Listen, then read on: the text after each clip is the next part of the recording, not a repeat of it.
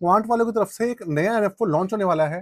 Fund का नाम है quant income plus arbitrage active FOF. Arbitrage category का डेट फंड है, यूनिक है अपने आप में। डायनामिक असेट एलोकेशन रहती है इस फंड के अंदर। कैसे काम करता है, कब लॉन्च हो रहा है, कैसे कब खत्म होगा, सब आपको इसी वीडियो के अंदर मैं इंफॉर्मेशन दे दूंगा।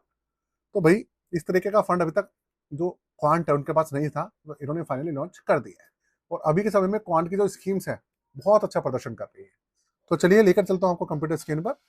कंप्यूटर स्क्रीन आपके सामने चालू हो चुकी है। फंड का नाम आप पहले देख लीजिए, quant income plus arbitrage active FOF. इसके नाम में इसकी सारी कहानी लिखी हुई है, वो मैं आपको समझा दूंगा। सबसे पहली बात देखिए, ये जो स्कीम है एक ओपन एंडेड स्कीम रहने वाली है।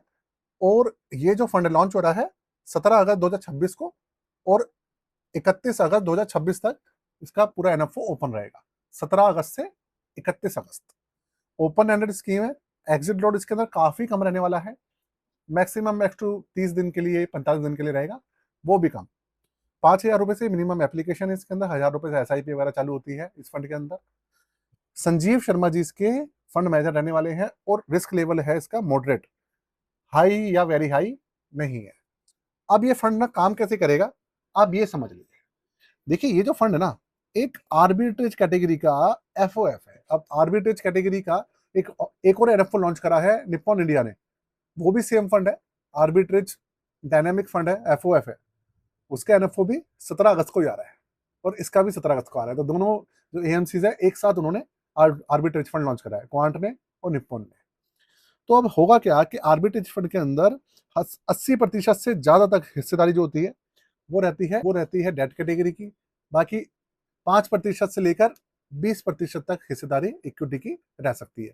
डायनेमिक फंड होता है, मार्केट की कंडीशन को देखते हुए पूरा काम करता है। एलोकेशन कम ज्यादा होती रहती है, फंड मैनेजर कम ज्यादा कर सकते हैं। लेकिन इसमें कहानी क्या है, कहानी ये है कि ये भैया है एक एफओएफ। तो एफओएफ का मतलब फंड ऑफ फंड।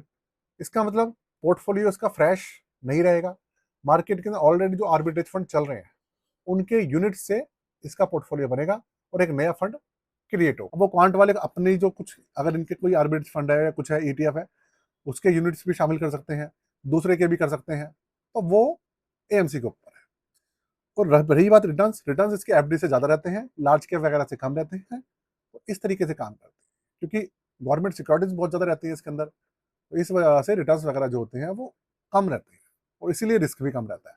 मार्केट के क्रैश का इनके ऊपर कोई ज्यादा खास फर्क पड़ता नहीं है, क्योंकि ये डेट कैटेगरी ही होती है इसके अंदर सारी की सारी। तो भाई इस तरीके का फंड है ये।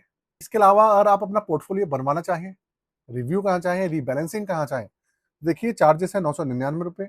व्हाट्सअप नंबर यहाँ पे दिया हुआ है। आप स्टॉक बनवा अपना स्टॉक पोर्टफोलियो भी बनवा सकते हैं, म्यूचुअल फंड का पोर्टफोलियो बनवा सकते हैं, रिव्यू भी करा सकते हैं। सारी सर्विसेज अवेलेबल हैं।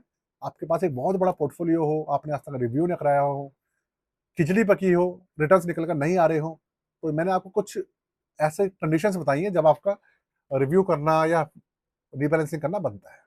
ध्यान रखिएगा अपना पोर्टफोलियो को। बाकी सारी सर्विसेज यहाँ पर मैंने मेंशन की हुई है। बाकी आज के लिए दोस्तों, जय हिंद।